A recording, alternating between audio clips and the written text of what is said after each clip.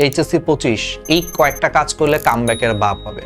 সেটা হলো প্রথমে এই যে কামব্যাক হবে এই জিনিসগুলো ভাই চিন্তা করা বাদ দিয়ে দাও। অনেক তো চিন্তা করছো 6 মাসে, কোনো লাভ হয়েছে লাভ হয় নাই। সো এইগুলা চিন্তা করা বাদ দিয়ে পড়ার টেবিলে বসো, পড়ো, অ্যাকশন নাও।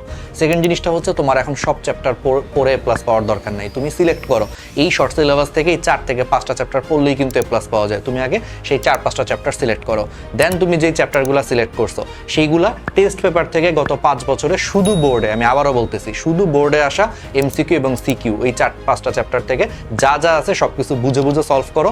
একবার প্র্যাকটিস করা হয়ে গেলে 2বার করো, 3বার করো, 4বার করো। কোনো আইআইটির ম্যাথ করার দরকার নাই, কোনো বুয়েটের ম্যাথ করার দরকার নাই, কোনো কোচিংয়ের কোনো কঠিন প্রশ্ন বা কলেজের কঠিন প্রশ্ন সলভ করার দরকার নাই।